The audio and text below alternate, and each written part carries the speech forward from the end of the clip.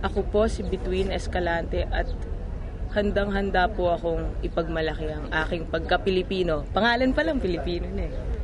Ako ay 30 years old, mahilig mag-Taglish. Isa po akong mga awit, singer, minsan artista, at madalas ho, manginginom!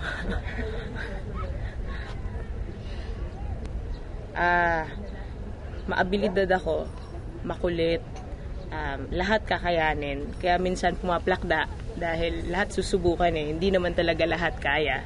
Pero ganun talaga tayo, di ba? Mahilig akong kumanta. Minsan natatawag na mayabang kasi kanta lang ako ng kanta. Pero ganun talaga eh. Hilig ko lang. Bilang anak, minsan gusto ko maging magulang sa magulang ko.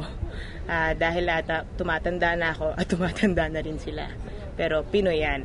Kasi madalas mga Pinoy hanggang sa pagtanda, kasama pa rin magulang. Nagpapalit na lang ng posisyon. Yan. Marunong ako magtagalog. Tapos marunong akong mga musta ng Bisaya, Waray.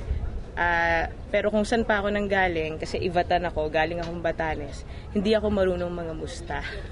Ang alam ko lang sabihin, hindi ko alam. Tuturuan ko kayo, Chapatak Nueva. Chapatak Nueva. Yun yung boses na gagamitin ko kasi lahat ng kilala kong nag-iivatan, mga lola na Chapatak Nueva. Ganyan sila magsalita. Yan. Pilipino yan, yung pinagtitripan natin, yung mga nakakatanda sa atin. Kasi wala naman yung ibig sabihin eh. Lambing yan. Pilipino din yon yung paglalambing. Maski nang iinsulto ka na. Chapatak Nueva. Ang Pilipino, ang hilig sumabak. Hindi mo pa alam yung gagawin mo. Gusto ko, kasali ako. Kunwari, driver ka, tapos sasiraan ka ng kotse. Yung pag may mekaniko, papasukin mo rin. So, mas malala na yung kotse. Kasi may tapang tayo na medyo may halong... Minsan, hindi ka nag-iisip. Ako, ganun ako. Hindi ako nag-iisip, sasalang ako, sasabay ako sa opera singer. Hindi naman ako kumakanta ng opera. Pero ganun tayo eh. Lahat susubukan natin. 'Di ba? Umamin ka. Sumusubo ka, 'di ba? Papasubo ka, 'di ba? Pero magaling tayo bumangon. Minsan ang pinaka-Pilipino, yung hindi ka Pilipino. Kasi ako, I've come to terms with the fact na parang bitin tayo sa history. Wala talaga tayo pinanghahawakang atin. Sino bang meron? Amerikano ba? May kanila. Diba ang Amerika naman gawa sa iba't ibang bansa. Tayo, gawa-gawa tayo sa iba't ibang kultura. Pero ang maganda sa Pilipino, inaangkin natin lahat.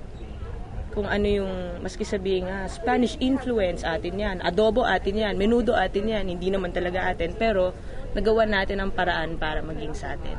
Yan ang Pinoy. Lahat aangkinin natin. We will rule the world. Kung wala tayong mapanghawakan as a nation, as individuals, kung ano yung meron tayo, dun na tayo magyabang. Kung magaling ka magluto, kung magaling ka kumanta, kung magaling ka magsulat, yun ang panghawakan mo. Ikaw ang Pilipino. Huwag mo nang isipin yung iba. Galingan mo na. Dahil kung lahat tayo ganun, the Philippines is made up of great people. That's all you need. The people, yun ang bansa mo, yung tao. Kaya tayo, let's take it into our own hands. Tayo nang, let's run with the ball. Yun nga. Sa akin. Ang ganda. Ang Pilipino, magaling. Wala akong masabi dyan. Magaling talaga Pilipino. Maski sa katarantaduhan. Magaling ang Pilipino. Bahala ka nang paikutin yun.